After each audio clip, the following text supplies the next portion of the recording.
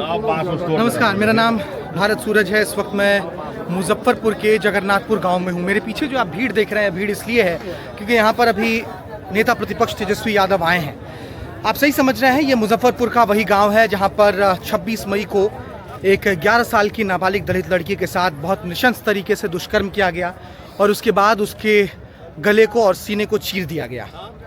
खेतों की आवाज़ पटना तक पहुंचने में बहुत वक्त लगता है और जब खेत के भीतर कोई नाबालिग बच्ची दुष्कर्म के बाद दर्द से कराह रही हो तो उस आवाज़ को पटना पहुंचने में कितना वक्त लग गया, ये आप यूं अंदाज़ा लगाइए कि मुजफ्फरपुर से जिस जगह पर मैं खड़ा हूं, इस गांव से एक अणे मार्ग की दूरी 57 किलोमीटर है।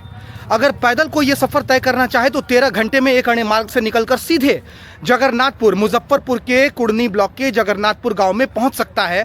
लेकिन तेजस्वी यादव यहाँ पर पहुँचे हैं 3 जून को। 26 मई को ये घटना होती है। 26 मई को इस घटना के बाद उस बच्ची को पहले SKMCH अस्पताल लेकर जाया जाता है। SKMCH अस्पताल में उसका इलाज चलता है।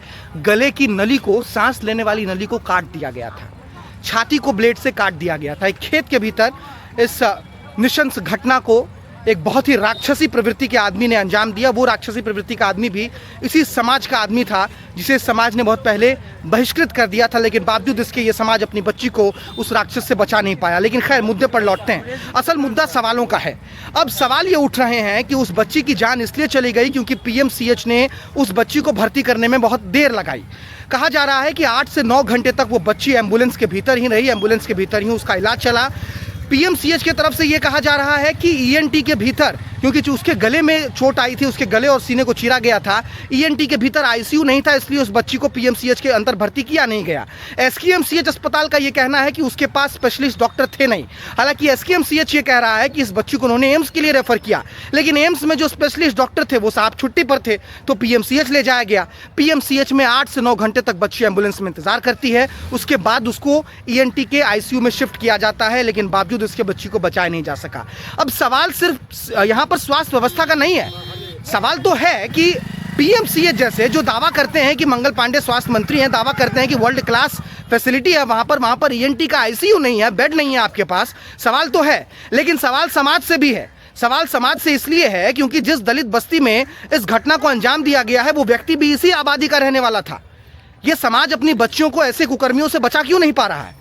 सवाल समाज से भी है। सवाल लॉ एंड ऑर्डर का है कि आखिर पुलिस की इतनी भी धमक नहीं रह गई है कि कोई व्यक्ति एक छोटी सी बच्ची के साथ इतनी जघन्य अपराध को अंजाम दे देता है, उसे इस बात का डर ही नहीं है कि उसके साथ क्या होगा।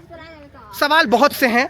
सवाल सबसे बड़ा दलित राजनीति का है, क्योंकि इस देश में सियासत के सफ़ेद कुर्ते पर दलित नाम की बंडी सबसे ज़्यादा चमकी है। बहुत बड़े बड़े नेता हैं जिन्होंने दलित के नाम पर राजनीति करके अपने आप को एक राजनीतिक के तौर पर, एक सियासतदान के तौर पर स्थापित किया है। लेकिन दलितों की स्थिति क्या है? देखिए आप, इस बस्ती की स्थिति देखिए आप, ये क्या स्थिति है। सवाल समझ में आ जाएंगे। आप दलित बस्ती में कभी आइए, आपको समझ में आ जाएगा कि दलित राजनीति का क्या स्तर है देश में और दलितों का क्या स्तर है देश में।